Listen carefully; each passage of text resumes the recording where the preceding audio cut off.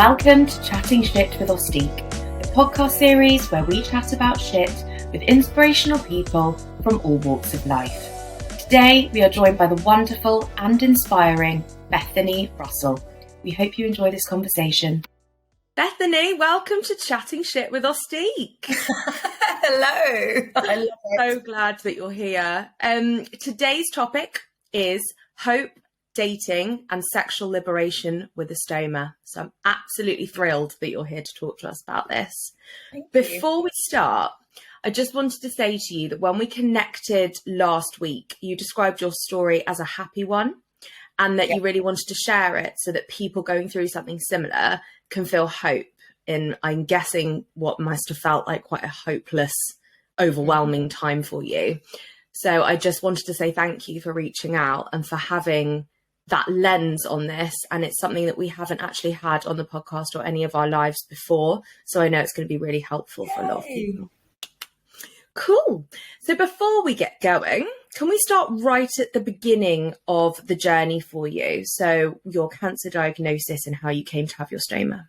Absolutely. Well, gosh, it seems like such a long time ago now because it was August 2021 and I just kind of come out of COVID, got a new job and was working for, amazing opportunity, thrown back into kind of the routine and lifestyle that I've been in for like a very long time. And just getting my mojo back, I guess, came out of quite an abusive relationship at the time. And for the first sort of 3 months into my new job, I always had IBS.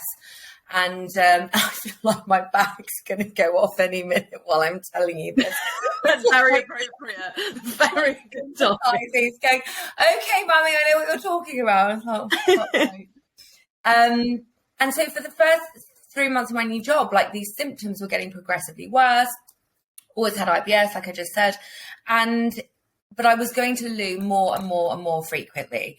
And it got to the point when it was so urgent and it would come on so urgently, we're talking about number twos here, that if I went on my lunch break at work, I would have to navigate and know all of the loos, the public loos, hotel loos, so that I could just go and get my lunch and come back to the office. So that was always quite stressful, and it would be like, fuck, I'm going to shit my pants. I need to get there like now. And embarrassing as well at work because luckily somebody else in the office kind of had something similar, but obviously nothing as dramatic. So there was like an understanding and sympathy. But, if you're sitting in a management meeting and you're kind of like, I've got to go to the loo every 5 seconds, it's a bit cringe. So eventually went to the doctors, did bloods, they came back fine. So I was like, oh, I've probably just got like colitis or Crohn's. And weirdly now, I'm kind of grateful that I had bowel cancer, and I'll explain that afterwards, which sounds weird. But from people that I've been speaking to now, having, ulcerative, is that the right word? Ulcerative colitis is like horrific. I mean, we're talking a whole nother level here. So there was me thinking, I might have something like that or just, some polyps. So gave a stool sample and then that came back to have 200 times a normal amount of like any small amount of blood in it.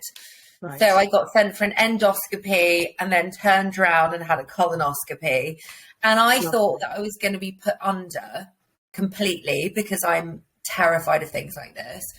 And they said, no, you'll be sedated, but you'll be awake. So you'll kind of know what's going on. And I had a meltdown at the hospital. I was like, I can't do this. And they said, we can go under general, but it'll take 6 months. And I just knew that I didn't have that long. Like something was like, no, this is quite urgent. We can't afford to wait 6 months. So, excuse me, I went in. Weirdly, the sedative kicked in for the endoscopy, so that was fine. And then they pulled the tube out, the camera out, turned the bed around, shoved it up my arse. And the one thing they keep saying is if you need to pass wind, do so because it will help you relax and it will be less uncomfortable because they pump so much air inside you. So after 50 minutes when the second sedative had worn off, they're like, we can't give you any more. I was in extreme amount of pain, and they removed 8 cancerous polyps at the time. They then, I was then puffing on the gas and air so much that was making me throw up. Oh. And then I started looking at the screen, which I never thought I would do because I'm quite squeamish, but I was just kind of like, what do I do now? This is horrendous and I need to distract myself. So I started looking at the screen and there was just this black mass. And I remember saying, that doesn't look good. What is that? And nobody would say anything. Eventually, I was throwing up even more, that I farted so hard that I blew the camera out of my arm. You didn't. And at that point, the doctor's like, I think we'll leave it there, you know, fuck's sake. So I got the happy story ending. Do you know what I mean? So then I was kind of still out of it, whatever. Comatose, was in the recovery area, and not the surgeon, the doctor, he was kind of overseeing the whole procedure, just came up and I said, what's going on? That doesn't look good. And he said, it's a tumour. It's probably a tumour. At which point, it's like everyone says, this is not my life. This is not happening to me. I don't understand what you've just said. This is just inconceivable. And well, I didn't even really cry. I just came out. My stepdad was waiting for me in the waiting area. And he just said, what? And I said, it's not good. I've got a tumour. And he just said, oh no, and broke down. And we went straight to the pub and ordered a bottle of red wine and just sat there holding hands, being like, this is not fucking happening. I don't, because at that point, you're not even thinking, this is the one thing that I wanted to get across. I never, ever thought I was going to die. Weirdly. It just didn't even enter my head. Obviously, terrifying, scary. This is just inconceivable, but not, shit, I'm going to die. I never thought that. I was like, this could royally go fuck right off, to be honest. Like, I'm not done yet. I've had shitty relationships. I want my fucking happy ending. And this is not how we're going out. So after that, it was quite quick. It was 2 weeks of kind of like biopsies and whatever. And then I was cycling to work to Corrigan's one morning, and the specialist nurse from Chelsea Westminster, called me. And in between that, I'd had MRIs, I'd had more bloods done, I'd had CT scans and all sorts of things. And that, as well as the biopsy. So yeah, the diagnosis came on that morning, and they told me over the phone, which I think is disgusting. I could have had an accident. I was hysterically crying. I had to get my colleague at the time to come down and, you know, comfort me. And she was crying. It was awful. Absolutely didn't know what to do with myself. But I still worked a full day in the office. I thought, I'm not going to go home and cry because I can't do anything about it. And then I would have been in a really bad headspace. Yeah. So I thought, just get on with it for today. And then I went home, and the next day, I went in for fertility, a fertility meeting to talk about freezing my eggs, because my first question was, am I chatting too much, by the way? No. Switched off yet. Nobody has switched off, I can assure you. So my first question was, is it going to leave me infertile? So they said, well, this is one of the risks, because you're going to have 5 weeks of chemoradiotherapy intensively every day. And it's very close to your uterus. So my oncologist had actually sought out sort of 2 second opinions to really make sure that like every tiny minute little fraction of like where they needed to treat was accurate, so that they could give me the chance of having a normal, you know, life and, you know, whatever for afterwards. So I went to the fertility clinic in the private ward at Chelsea Westminster, and they did an ultrasound, and then he was like your age, your follicles, you have probably 2% success rate without any sperm, without a partner. And I was just like, I'm not going to do it. So my hopes of becoming a mother were just shattered at that point. I'm so sorry. Yeah, that's the saddest part for me. Everything else I can cope with. That is something now that I'm really grieving with and taking time to kind of work on, because, I have had pregnancies in the past that sadly haven't worked out, and that was quite devastating. So that was my real crash moment. I lay on the ward floor, actually, like in the corridor in Chelsea Westminster, and just like sobbed on like a baby. And then I got really fucking drunk. It's exactly how I would have dealt with that. Yeah. And actually, my mum came up to London. She's like, Bethany, I'm coming to stay now. And I was like, okay, I don't need to do this by myself now. I don't need to be brave. And I said, please don't judge me. I want another bottle of wine. She goes, you can drink as much as you like today. Normally, she would have said the opposite, but it was like, it's okay. You can have as much alcohol as you want. Just like clamatose yourself into obliteration. Yeah. Whatever you need to cope at that moment in time, you take. Precisely. And then it was just all systems go after that. Yes. Okay. So I have lots of questions. Tell me, ask me everything. Firstly, you mentioned that they said without a partner, you would have a lower chance of being able to conceive at that moment or freeze your eggs, go through that process. So you were single at the time of your diagnosis, and then through your treatments as well?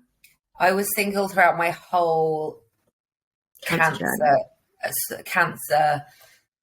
journey. That's the word I was trying to think of. I've still got dipshit brain. No, you do not. You blame it on the chemo, the cancer. I'm like, when this is all over, what am I going to be able to use? What am I going to blame it on? So going through that process without a partner, although it sounds like you had an extremely supportive family, and I hope friends as well. How would you describe that experience? Horrific. So isolating.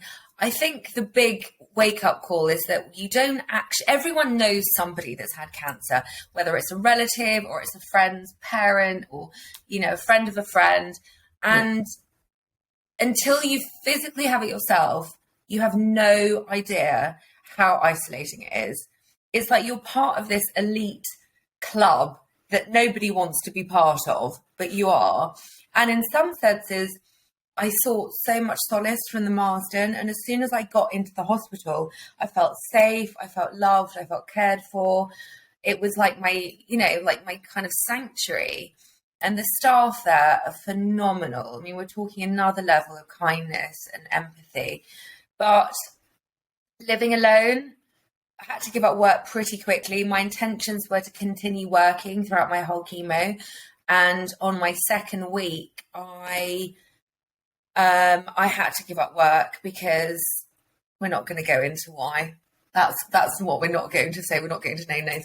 But yes, the support was a bit compromised at that point. And so it was very difficult to rest as much as I needed to. And understandably, they had a business to run. So I had to just go, fuck, I'm not going to have any money. What am I going to do? Statutory sick pay is only like 580 quid a month. My rent's extortionate. Yeah. And so I just had to give up and say, my oncologist is like, you get one shot at this. You can get another job. You can't get another life. So it was lonely. I would just cycle to the hospital every day, trying to cycle, to get taxis after a while.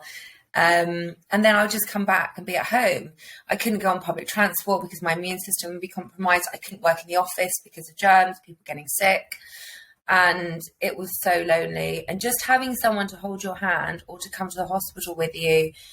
And actually at that time, I wasn't allowed anyone to come into the hospital with me for appointments because of COVID. And so you would, if you had a primary carer, you would be allowed, but not just to pop in for appointments.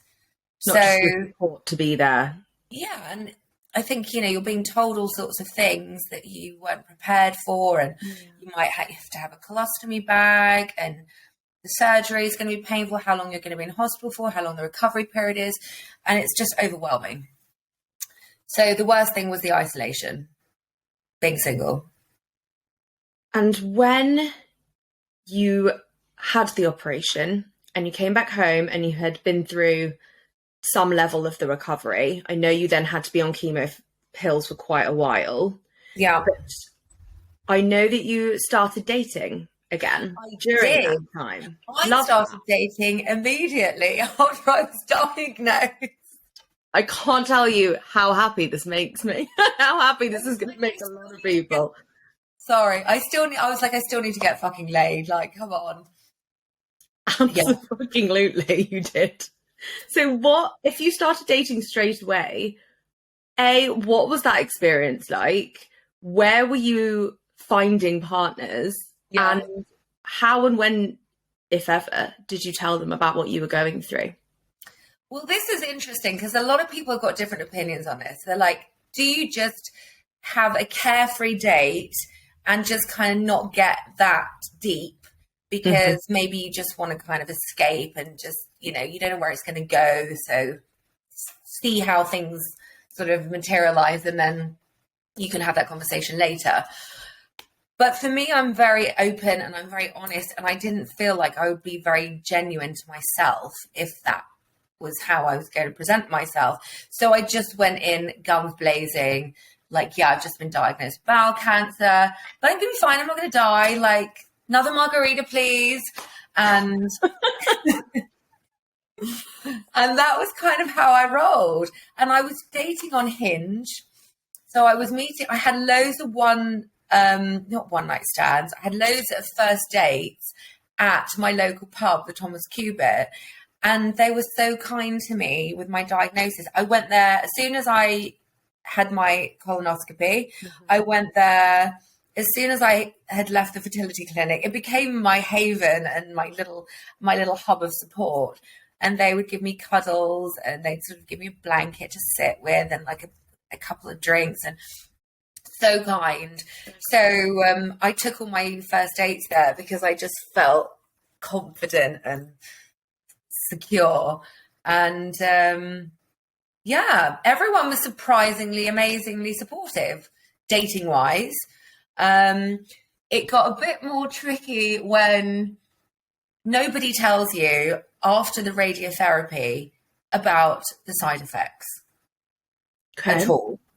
They talk about being tired, they talk about losing weight, appetite, lethargic, anxiety. The room was like going in and out when I first started the chemo. I remember one of the first days I had to like hang on to the wall while I was like walking around my flat because I felt like I'd done a pill or something, you know, and I was like in a nightclub. It was really bizarre.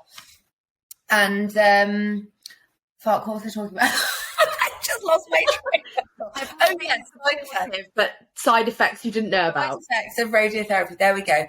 No one tells you that you get a leaking vagina. I had a leaking vagina for about 3 months. When I'm talking, like I would wake up and the sheets were soaked, almost like you peed yourself. Like just a clear fluid? Yeah, clear fluid, and which meant that every guy I was with thought that I was extra excited and they were doing a really good job. Great for their ego. Great for their ego, except when they weren't. And I was like, So that was kind of odd. And then, so no one told me about that. And then my vagina started closing up. So you can your vaginal wall can either thin or thicken after radiotherapy. Mine thickened. So when I was in the bath, cleaning myself, doing a bit of a sort of Glastonbury sweep downstairs, I just realised that I was like, oh my God, like it's becoming narrower downstairs. And I called up the hospital and they were like, yeah, this can happen sometimes. Thank God it wasn't the other way, because if it went the other way, I could have started pooing through my vagina. I've never heard about this. Nobody knows about this shit. I mean, it's fucking awful. So I was the opposite. My specialist nurse, Ajita, who's an absolute treat at the Marsden, said, darling, come in and we'll give you these dildos and you have to put them inside yourself 3 times a day to stop your vagina from closing up. So does it stop the walls thickening once you finish the radiotherapy? It's only during that time? No, it was afterwards for like months, weeks. It just started gradually happening. And I was like, I don't understand what's going on here. It was traumatizing. I mean, on the plus side, I've had like 15 grand worth of free vagina nasty. Fucking brilliant. This is true. Like a virgin again. Hurrah. So how long did you have to use those for? Oh, I didn't bother. I just got my vibrator out. I said to my nurse, Got this. I might as well have an orgasm if I'm going to fucking have to put this inside me 3 times a day. It's basically a full-time job at this point, so... You know? I mean, and it was like a Russian doll of dildos. So one inside the other of big to small. It was so bizarre. Oh, goodness. It was horrible. And they were like really hard plastic. So can you imagine? It was like me with my leg up on the bath going in and out. No, thank you very much. This is not sexy. We're not doing that. And then after a while, did it just stop? Yes, thank God. Thank God. I even asked my best friend to put her fingers up there just to see if it like felt differently because I was so terrified. I'm not surprised. Good old best friends. Yeah, I know. Thank God for best friends. I'm so surprised that they haven't told you if they had a Russian doll box of dildos for you. I'm a bit confused as to why they wouldn't have mentioned it. I don't think anyone knows about the Russian dildo dolls. They do now. The Russian dildo dolls. It's a bit of a tongue twister, that, isn't it? It is. Oh my God. Thank God they didn't have faces painted on them.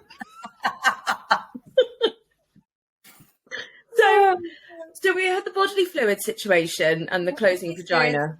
Yeah. What else? Were there any other unexpected? No, I think that was pretty much it. I mean, I realised in the end, I then had this vaginal bacteria because after the leaking vagina thing was like 2 months, I was like, I've had enough. Let's go to my GP and see if there's anything. So I had a few swabs taken and they said they gave me some antibiotics and apparently it was a bacterial infection. It just cleared everything up. Oh, thank God for that. Thank God. So you were dating and having sex? Definitely. And did it feel any different mentally after you'd been through that or while you were going through that or with a bag than it did before? A lot of people ask this. Yeah, I mean, before I had the surgery, it was pretty much okay. And then when I had the surgery, they kind of fucked up my pain relief and didn't get it under control. So I didn't sleep for probably around 5 weeks properly. You know, and I had such major surgery that when I came home, I had a cesarean. They pulled out 20 centimeters of my bowel through a C-section after doing keyhole surgery. People don't realize this either because they think, oh, you've had a baby, you've had a cesarean. No, I haven't. It's just that was the only way they could remove it. So having that's already one major surgery in itself. Yeah. And so it took me 5 months rather than 3 months to recover. Luckily, one of the guys that I started seeing before my surgery in like October 2021 was this super cool, really cute Turkish guy. He's like 28 and we're still seeing each other. He's so amazing. He was really kind, loving, caring, super cool, very like uncomplicated. And he just didn't give a shit about anything. So he was the first person that I slept with after I had my stoma fitted. And they also don't tell you when you fucking wake up and you look down, a lot of people don't actually know what a stoma is. And I didn't do too much Googling. I kind of knew, but I didn't know. I thought it was an opening, you know, from the intestine into the bag with some sort of like tube that you connected the bag to. I didn't realize that they pulled your fucking intestines out, stitched it to the wall of your stomach, and then they put a bolt through it so it doesn't creep back into your body after surgery. So I looked down, I looked like Frankenstein, and that was quite traumatic. But I got used to it very quickly, grew to love it. I haven't named it. For me, I don't really get that. I appreciate it's some people's coping mechanisms, especially if they have it permanently. Like, you have to grow to love it because it's saving your life. And you can't be embarrassed by something that's saving your life. Like, that doesn't make any sense at all if you really think about it. So that's kind of been a big mental switch for me in growing confidence around my stoma. So he was, I'm going a bit off piece here as usual. No, you're not. Can you imagine if I'd had like another iced latte that's not We'll flip it for wine in a bit. It's fine. Yeah, exactly. And so the first time we had sex, it was just, I didn't feel like myself. And I'm a very sexual person, and I'm confident in the bedroom, and it's like, I need that intimacy and that closeness. It's what I live for. So the bag was rustling around. He's like, do you want to try? And I was like, okay, maybe. He's like, are you ready? And the pressure, of just having, oh crumbs, I've got my WhatsApp on here. Let's turn that little bugger off. Of just having the bag rustling around, distracting me, was really traumatizing. So halfway through, I had to stop, burst into tears, and he just held me and was like, it's okay, I got you. And he's so sweet. Oh, he and sounds then it amazing. Just randomly makes loads of noises and farts like a whoopee cushion whenever it fancies. Yeah. So, I think the worst time was when I had a one-night stand and the bag came off and I shat all over him and shat all over the bed. Not ideal. No, it wasn't ideal. And I think that was a low moment. I just shoved him out the door so quickly. He didn't have time to kind of react. And in retrospect, a friend of mine said, well, darling, it's no different from like a bit of messy anal if you're into that. Exactly the same thing. Right? Yeah. Exactly. So I think if I'd been okay with it, he would have been okay with it. But I was looking to him for comfort and reassurance, which was wrong. So I shouldn't have been so needy, but obviously who wouldn't have been in that situation? No, I think being harsh on yourself, that's a scary situation to be in. Yeah. And I can imagine also being on the other side of it. He probably was a bit scared and didn't know how to react. He didn't want to offend you, probably didn't know how to deal with it. And you're supposed to deal with your feelings and this other person that's in it with these feelings. It's a lot. It's a lot. Know. How did you feel? So you threw him out the door. How did you feel after that? I messaged him the next day, like being needier than I've ever been in my life, and then kind of blocked him, and then unblocked him and sent him a message. And I just said, you know what, I'd like to apologize because it's not up to you to reassure me, it's up to myself.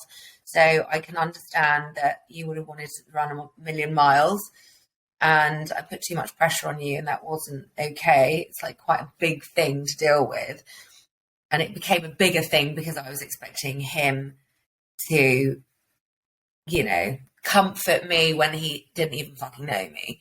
So that was the end of that one.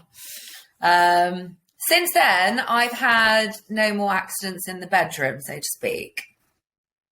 Well, that's good. Thank God. But also, it may happen again at some point in your life, and hopefully you'll feel, and any other time that it happens, you'll feel ever so slightly better about it and be able to come to terms with it a bit more. And also to talk about it is important, because then women know that this can happen and they're not alone. And also to try and really create the comfort around the story of that, because it is completely natural. It's unavoidable at times. You've just had major surgery. It's saving your life. It's just a bit of shit. If any person has had children, it's no different from changing a nappy, or like it's the most natural thing in the world that we all do. It's just not an ideal scenario or timing for it.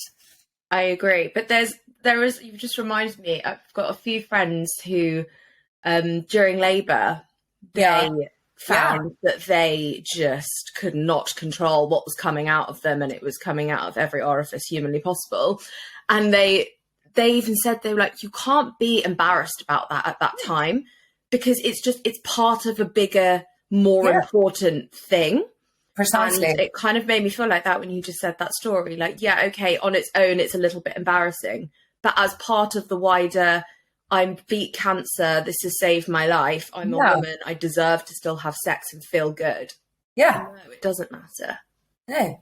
I mean, what am I supposed to just like shut the doors and be at home? And a lot of people have said, you know, I shouldn't have been drinking, I shouldn't have been doing this and that. And my thing was, if I stay at home juicing and taking vitamins and being by myself, I could have potentially been suicidal. So for me, my mental health, and my surgeon said, you know, the mental side is 80% of the battle.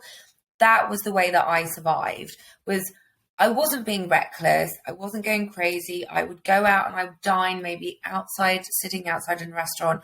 I would only sit on like the edges, not in the middle of everyone. I would go for lunch rather than dinner during the week, not weekends. So it was quieter. And until I couldn't, because I knew there would be a period after surgery when I was at home for nearly 5 months by myself taking visitors because I physically couldn't walk. I couldn't take taxis. Like every bump in the road was excruciating.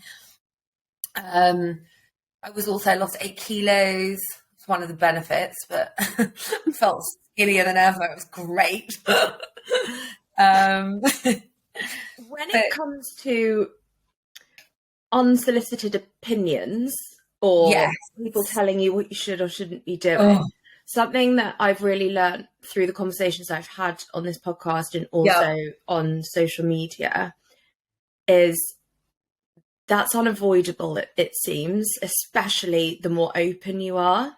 But actually, not everybody can behave in the same way. And being okay with yourself and for your mental health to be a priority, that should be celebrated in whatever form it comes in.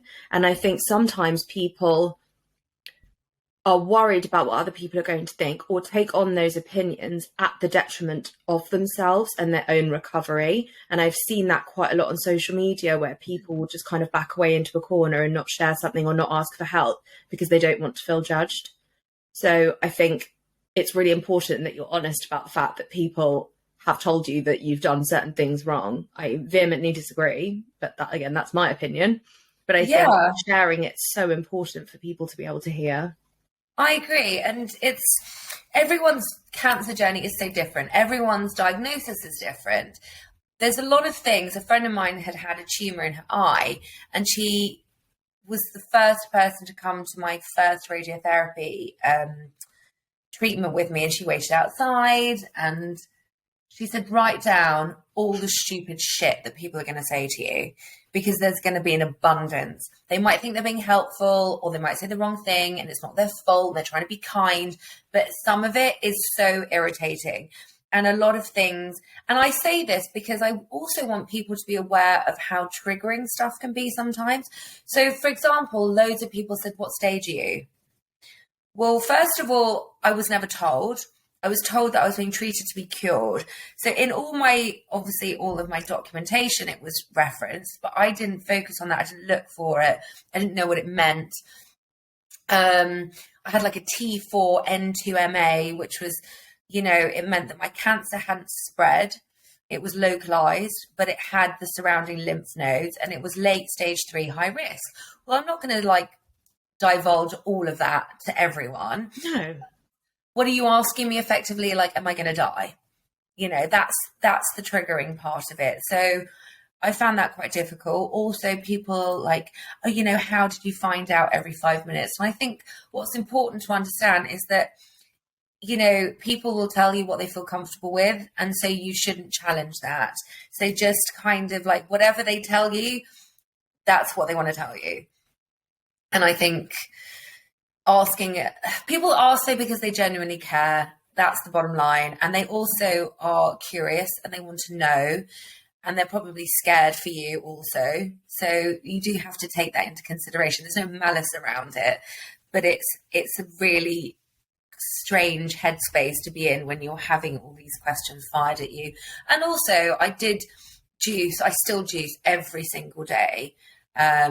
And the doctors and the nurses at the Marsden were like, I said, do I have to just go completely clean, sober, juicing vitamin? And they were like, calm down, you know, your body's going through enough shock. Let's just take it easy. Eat whatever you want, drink whatever you want, because it's going into shock with the aggressive chemo radio as it is. If you fancy a McDonald's, have it. If you want a glass of wine, just don't drink like 2 bottles, you know. So They were amazing. They were amazing. I bought them all like champagne and chocolates when I finished my radiotherapy. It was just like, thank you so much. Yes. So that was kind of maybe what people who are supporting someone with cancer should hear. Yep. In terms of somebody that might just receive a diagnosis or have recently received a diagnosis, yeah. What would your advice be to them, or what was a couple of things that perhaps you wish you'd have known at that time? I think just saying to people that if you want to be supportive, just say, what can I do? Like, obviously you're not okay. What can I do for you? Without asking a million questions or presuming things, or, you know, even things like getting people shopping and, you know, just being over and making them a cup of tea or just sitting beside them is really important so that they don't feel alone. And on the diagnosis side of somebody, I think just be super kind to yourself. Don't make assumptions. Don't associate yourself with anyone else's story, because everyone is so different. And even one of my best friends was given 3 months to live about 12 years ago. He had really aggressive, like 4 brain tumors, and he just turned around and knocked it out of the park. And he was 10 years in remission just before COVID, and then got COVID and it came back. And now he's back in remission again, because he's like me. He's just like, fuck off. Like, I'm not going anywhere. And you have to really fight the fight, you know? So don't give up. Don't presume the worst. It's really easy to say that. I completely appreciate that. But just do baby steps and don't look. My team at the Marsden said we're going to deal with everything in 3 stages. Like, the first stage is the chemo radio, then we do the surgery, then we do the next round of chemo. I said, absolutely, I'm not having a colostomy bag. I'm not fucking having one. I'm not having chemo. I'm not doing it. And then my surgeon, who's like the best colorectal surgeon in the country, explains things, as always, in a way where I'm like, oh, for God's sake, okay, fine, you convinced me, I need to have this. You know, brilliant. So it's just like baby steps, one bit, and then you'll surprise yourself by how far you've come and what you're capable of. Because I never would have believed that I could have gone through what I have done in the last year and a half and still be so positive and so kind of active and talking about this now, which is amazing. It is amazing. I want to... It is absolutely your purpose. And I wonder if, from a dating perspective, because I do think that that's something that someone might find extremely challenging once they'd had a diagnosis for a while, if you weren't as kind of sexually liberated and positive, and, you know, if that wasn't your thing before, I can imagine it would probably be even harder afterwards. What advice would you give to someone in that situation looking to get back into the dating pool again? And perhaps what guidance would you give about how to deliver the kind of news to a new partner? The news.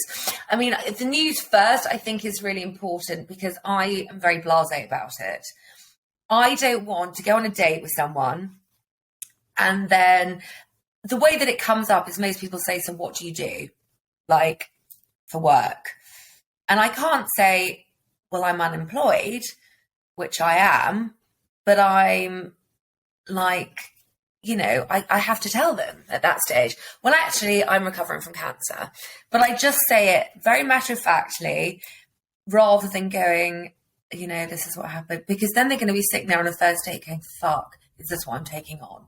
And I don't want them to feel like they're taking on anything, because it's my journey, not theirs.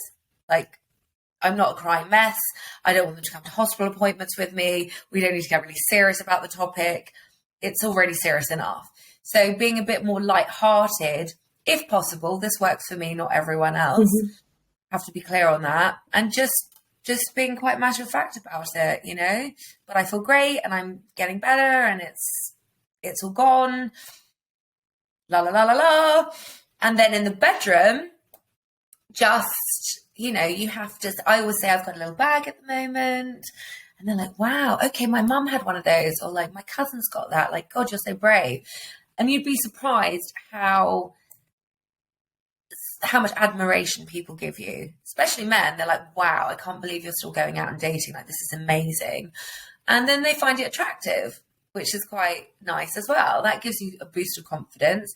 And in the bedroom, I think lingerie, which is why we discussed before about my new little upcoming project, I want to do something for women where they don't have to be naked or show the bag.